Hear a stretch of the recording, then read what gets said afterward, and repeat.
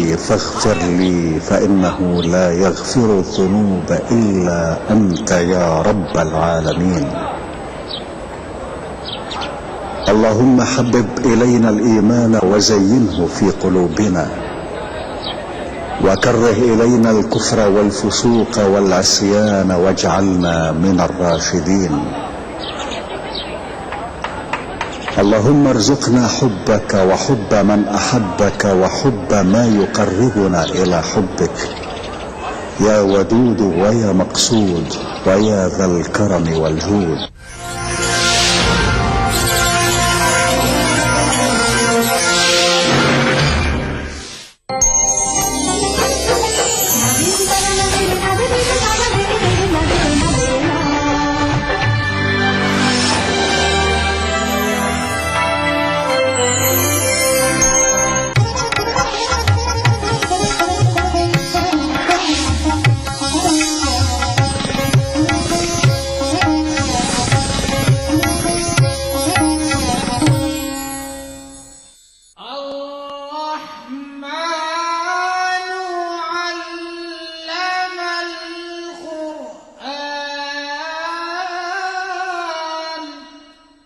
أعوذ بالله من الشيطان الرجيم.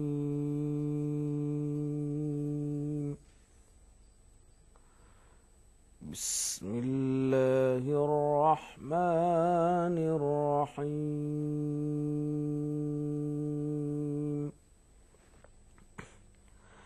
يوم نقول لجهنم هل امتلأت وتقول هل من مزيد وأزلفت الجنة للمتقين غير بعيد هذا ما توعدون لكل أواب حفيظ.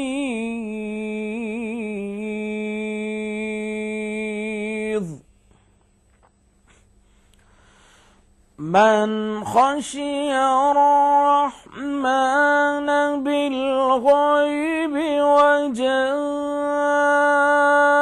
بقلب منيب ادخلوها بسلام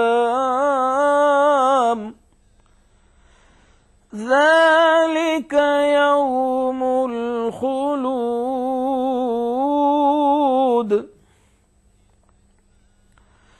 لهم ما يشاءون فيها ولدينا مزيد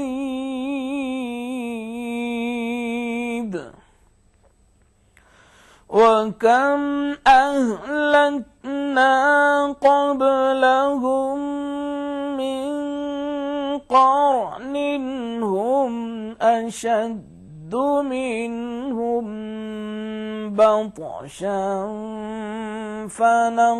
فنقبوا في البلاد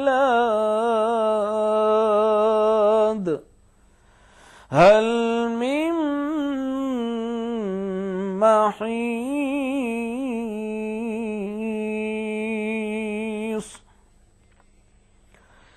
إن في ذلك لذكرى لمن كان له قلب أو ألقى السمع وهو شهيد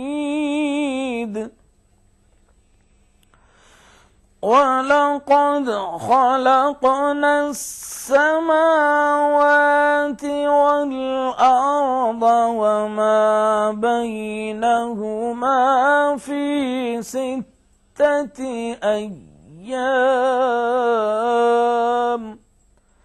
وما مسنا من لغوب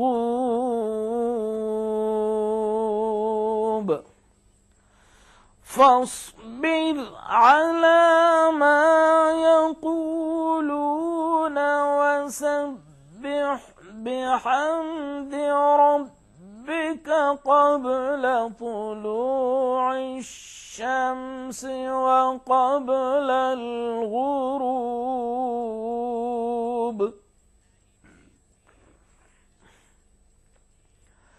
ومن الليل فسبحه وأدبار السجود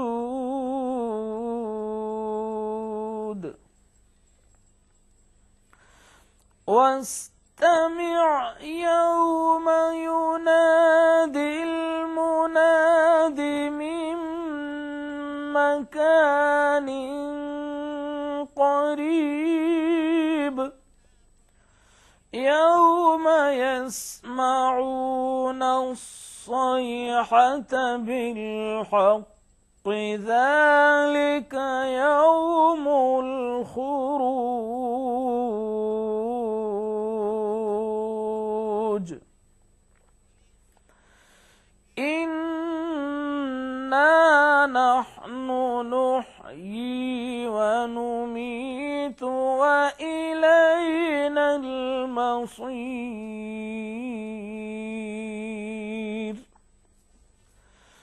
يوم تشقق الأرض عنهم سراعا ذلك حشر علينا يسير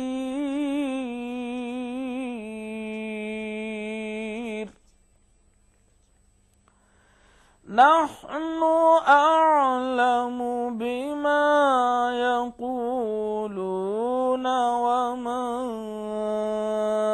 أنت عليهم بجبار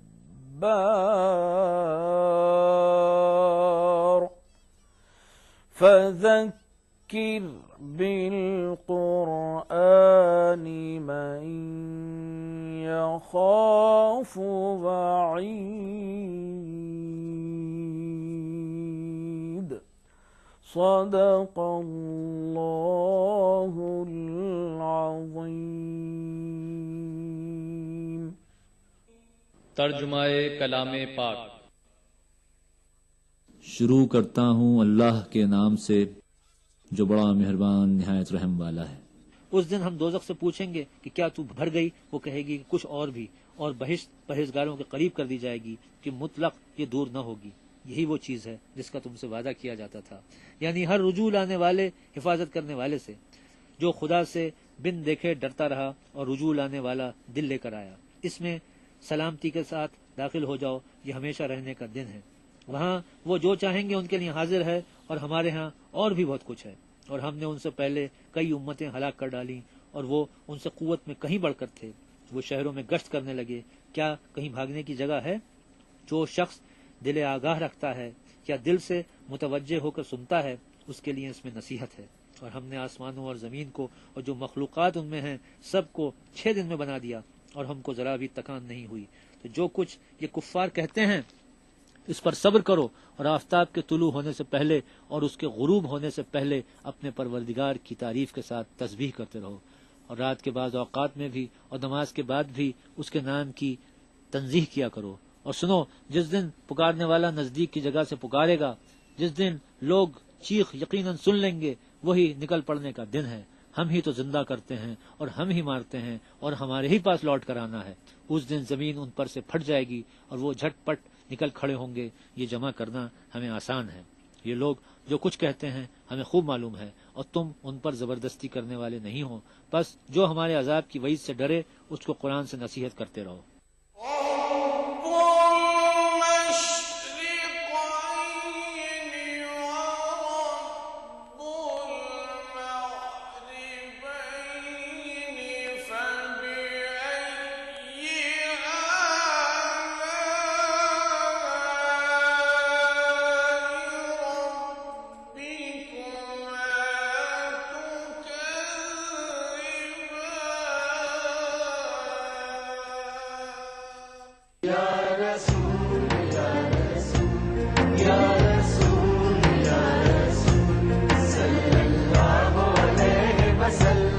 सारी कायनात मसरूर है, जश्न मिलाद रसूल है। नबियों के सरदार निगाह इश्क व मस्ती में वही अव्वल वही आखिर, वही कुरान वही फुरकान, वही यासीन वही ताहा। मैं आया तेरे दरबार, मैं आया तेरे दरबार, मेरी तुझ इंसानियत के लिए मोहसिन इंसानियत का पैगाम सीरत रसूल के मुख्तलिफ गोशों का अहाता करता हुआ लाइव फोन इन प्रोग्राम, हुब्बे नबी से सरशार नातों का हसीन गुलदस्ता, जश्न मिलादुन नबी, हर पीर से जुमा रात 10:30 बजे सिर्फ ETV उर्दू पर।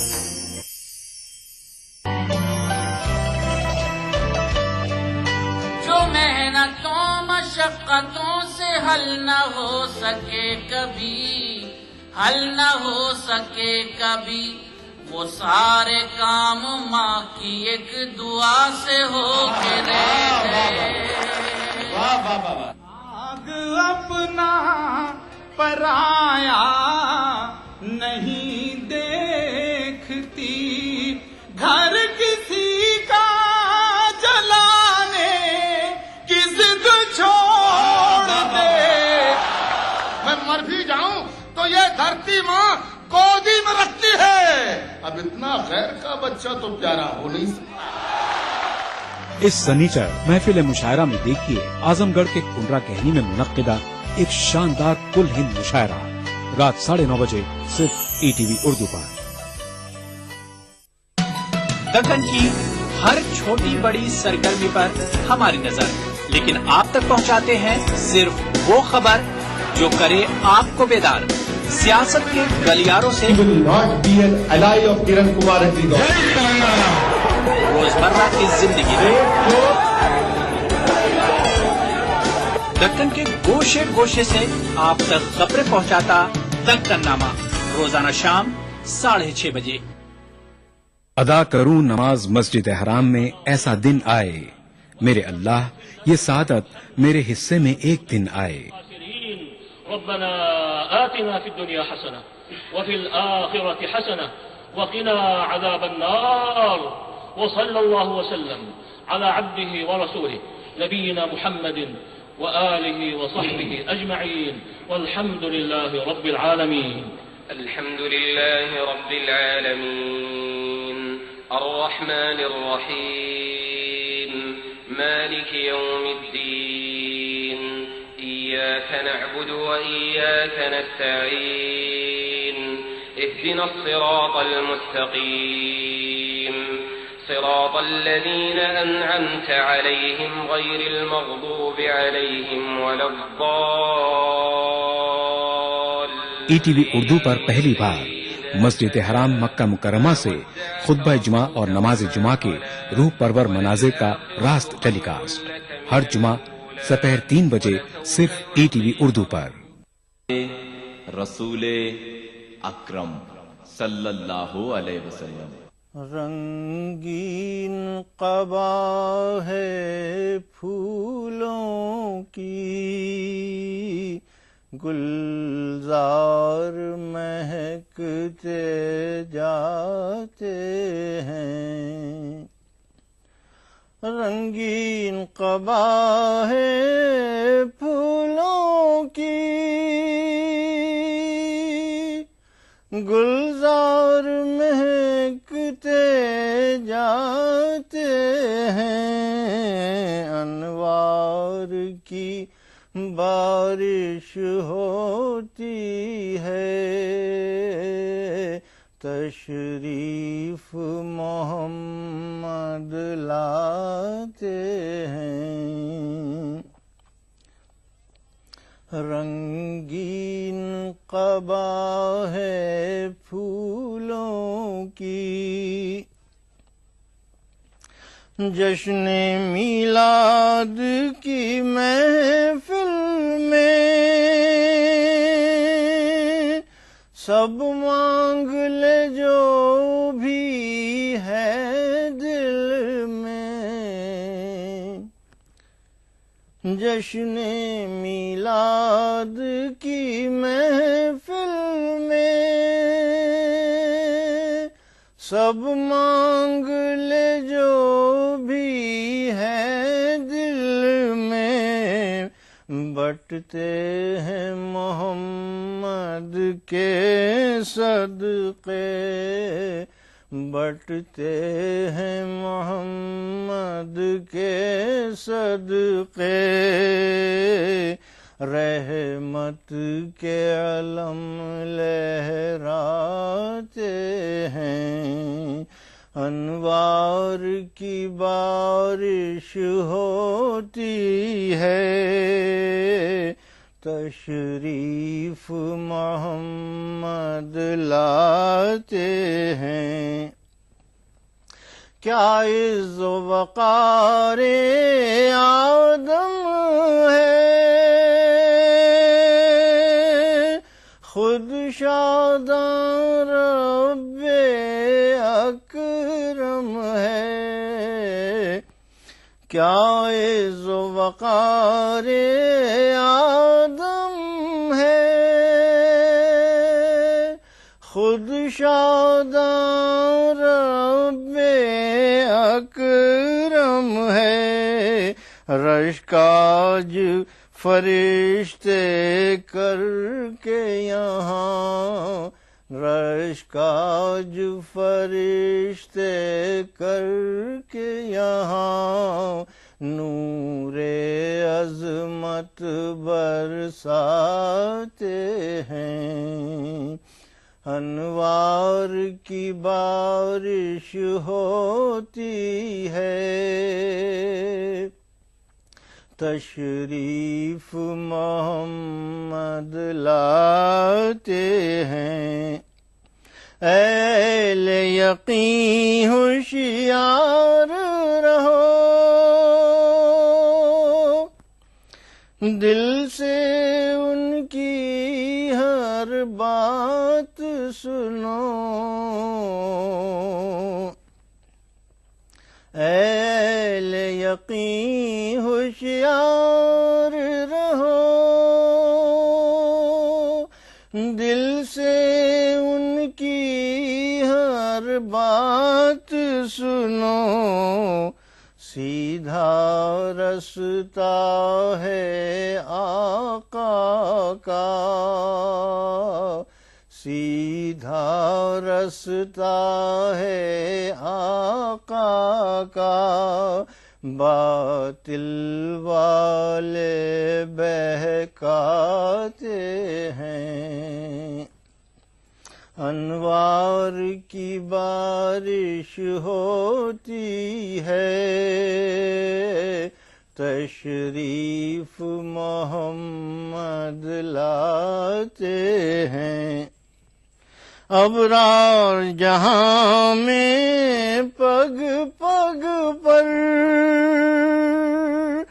آقا کی سیرت رہبر ہے، ابرار جہاں میں پگ پگ پر آقا کی سیرت روشن ہے، پیارے رب کے ہو جاتے ہیں، پیارے رب کے ہو جاتے ہیں، جو ان کی ڈگر اپناتے ہیں۔ رنگین قبا ہے پھولوں کی، گلزار مہکتے جاتے ہیں، انوار کی بارش ہوتی ہے، تشریف محمد لاتے ہیں۔ جس دن ولادت مصطفیٰ ہوئی ہو، جس دن حضور کی آمد سے انسانیت پر اللہ نے اتنا کرم فرمایا ہو. فرمایا نبی یہ رحمت کے ولادت کے دن سے بڑھ کر انسانیت کے لیے اور برکت کا دن کون سا ہو سکتا ہے جسے سیلیبریٹ کیا جائے.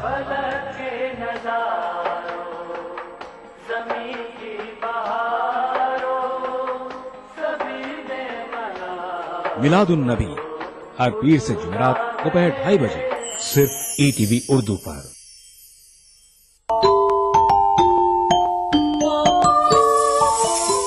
اسلام فار کڈز یعنی اسلام بچوں کے لیے، اس پروگرام میں قرآن اور حدیث کے قصے اور واقعات، حضرت محمد صلی اللہ علیہ وسلم اور صحابہ کی زندگی کے حالات اور اسلامی تعلیمات کے اہم واقعات پیش کیے جائیں گے. اس میں ہمارے لیے سبق ہے، گائیڈنس ہے اور رہنمائی کا سامان ہے.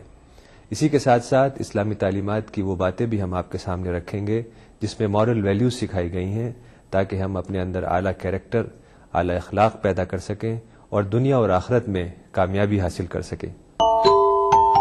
اسلام فار کڈز ہر اتوار صبح 9 بجے صرف ETV اردو پر.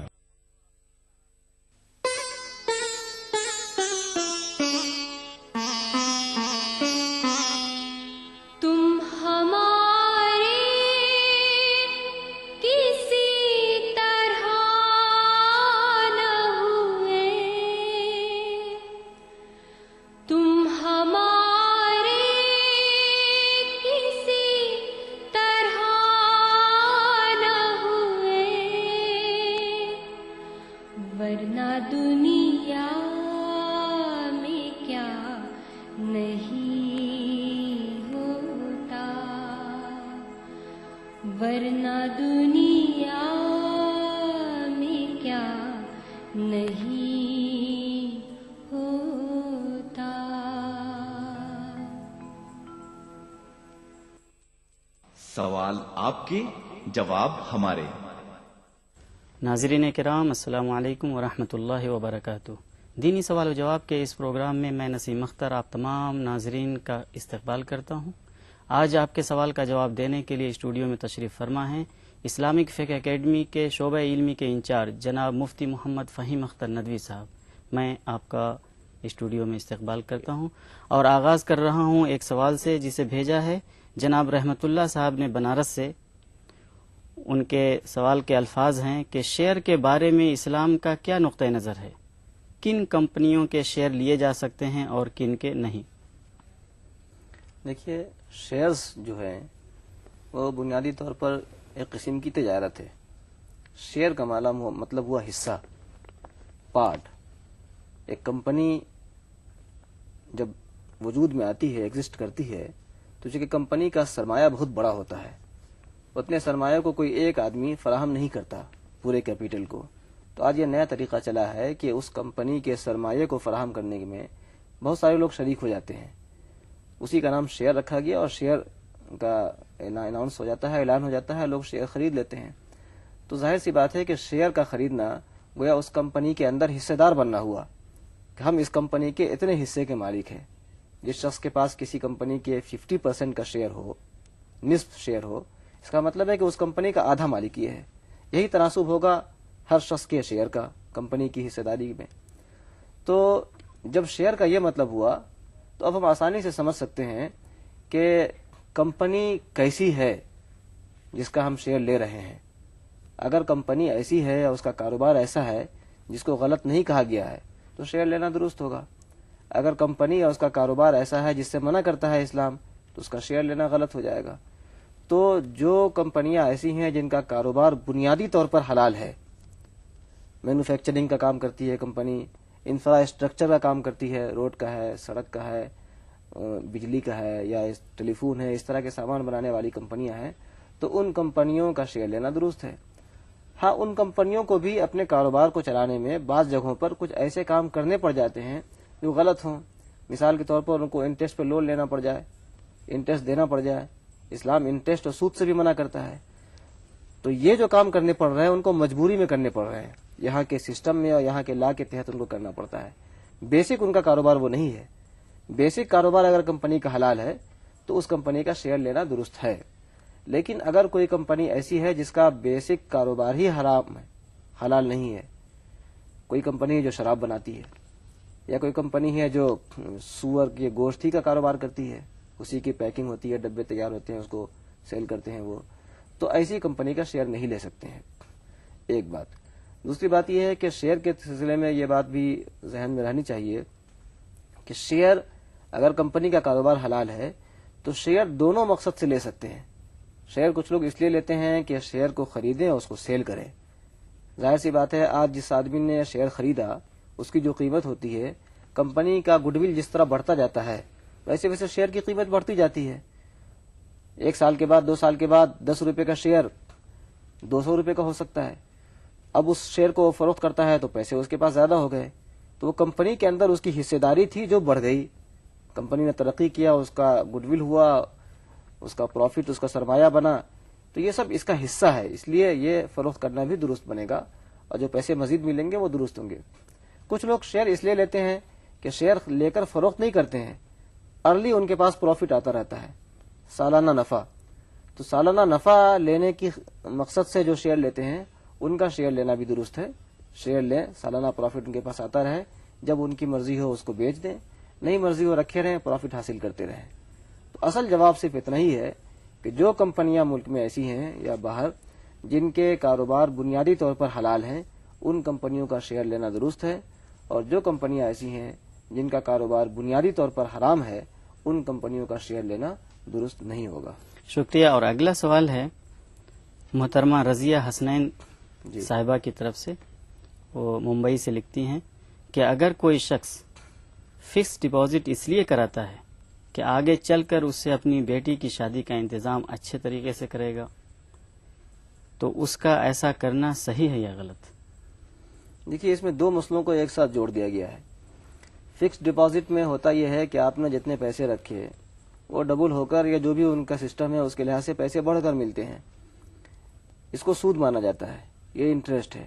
اسلام سود کے اگینسٹ ہے، سود کے بالکل خلاف ہے۔ اسلام کا تصور یہ ہے کہ سود وقتی طور پر تو یہ لگتا ہے کہ جس نے پیسے رکھے تھے اس کو بڑھ کر پیسے مل رہے ہیں، لیکن ہول سسٹم کو دیکھا جائے پورے سماج کے اندر تو سود کا نظام جو ہے وہ مالداروں کو مالدار بناتا ہے اور غریبوں کو غریب کرتا ہے۔ اس سے یہ ڈس بیلنس زیادہ پیدا ہو رہا ہے، اور کمزور اور متوسط طبقے کے لوگوں اور غریب لوگوں کی جیب کے پیسے نکل کر مالداروں کی جیب میں چلے جا رہے ہیں، بڑی بڑی کمپنیوں کے پاس۔ اس سے ظلم پھیلتا ہے، اس سے استحصال ہوتا ہے، تو اسلام اس کے بالکل ہی اگینسٹ ہے۔ اس لیے وہ سود دینے اور سود لینے دونوں کو منع کرتا ہے۔ تو بینک میں اگر ہم کوئی بھی پالیسی یا پیسہ رکھتے ہیں اس مقصد سے کہ ہمیں اس پہ انٹرسٹ ملے گا وہ لیں گے، تو یہ درست نہیں ہوگا۔ فکس ڈپازٹ کے اندر بھی جو پیسے رکھے جاتے ہیں وہ کوئی کاروبار نہیں ہے۔ فکس ڈپازٹ کے ذریعے اپنے رکھے ہوئے پیسے پر بڑھ کر پیسہ ملتا ہے، یہ انٹرسٹ ہوگا، اس کا استعمال نہیں کر سکتے ہیں۔ اب رہا یہ مسئلہ کہ سوال کرنے والے نے کہا ہے کہ ہمیں اپنی بچی کی شادی کرنی ہے اور اچھے انداز سے کرنی ہے، یہ تو ایک ضرورت ہے، ذمہ داری ہے، ماں باپ کا فرض ہے کہ اپنے بال بچوں کی شادی کریں۔ شادی کے لیے ان کو فکس ڈپازٹ کرنا پڑ رہا ہے۔ یہ جو سوال ہے، اس سوال کا تعلق سود کے مسئلے سے نہیں ہے، اس سوال کا تعلق ہمارے سماجی نظام کی برائی سے ہے۔ ہم نے آج شادی کو ایسا مہنگا بنا دیا ہے، ایسا مشکل بنا دیا ہے کہ ہمیں شادی کے لیے انہوں نے تو سود کی بات کی، لوگ اپنے گھر کو بیچ دیتے ہیں، لوگ اپنی تمام چیزوں کو رہن رکھ دیتے ہیں، لوگ اس طرح مقروض ہو جاتے ہیں کہ زندگی پر وہ سر نہیں اٹھا پاتے ہیں، اور پھر خودکشی کے واقعات ہوتے ہیں۔ ان سب کا حل کہاں سے نکلے گا؟ اس لیے یہ تو بنیادی طور پر یہ بات غلط ہے کہ شادی کو کیوں اس طرح مشکل اور پریشان کن بنایا جا رہا ہے۔ ہاں، اب رہا مسئلہ یہ کہ یہ مسئلہ ایک شخص کے حل کرنے کا تنہا نہیں ہے، یہ پورے سسٹم اور پورے سماج کا مسئلہ ہے کہ شادی کو ہم آسان بنائیں، کم خرچ کا بنائیں تاکہ آسانی سے شادی ہو سکے۔ لیکن اگر ایک پرٹیکولر ایک فرد ہے، ایک خاص آدمی ہے، اور وہ اپنی بچی کی شادی نہیں کر پا رہا ہے، اور وہ چاہ کر بھی آسان شادی اور سستی شادی نہیں کر پا رہا ہے، اس کی بیٹی ہے، بیٹی اٹھ نہیں رہی ہے، ڈیمانڈ اور مطالبے ہیں، تو یہ تو ان کی ذمہ داری، لڑکے والوں کی ڈیمانڈ نہ کریں۔ لیکن اگر ان کے پاس کوئی الٹرنیٹ نہیں ہے، مجبور ہو گئے ہیں، تو ایسی مجبوری کی صورت میں یہ اجازت ہوتی ہے کہ سود پہ لون لے سکیں، سود پہ لون لے سکیں۔ تو ایسی مجبوری کی صورت میں یہ علماء سے معلوم کر کے اپنے لیے حل نکال سکتے ہیں۔ اسی سے متعلق ایک سوال یہ ہے کہ جیسا کہ آپ نے کہا کہ نہ انٹرسٹ لے سکتے ہیں اور نہ دے سکتے ہیں، جی، تو جو بینک میں انٹرسٹ ہوتے ہیں اس کا کیا استعمال ہوگا؟ وہ شخص اس کو نہیں نکالے گا، وہ بینک میں ہوگا۔ اگر یہ پتہ چل جائے کہ بینک کے علاوہ کوئی ایسا انسٹیٹیوشن ہے جہاں پر ہمارے انٹرسٹ کے پیسے ہیں، یہ بھی معلوم ہو جائے کہ اس پیسے کا غلط بھی استعمال ہو رہا ہے کہیں،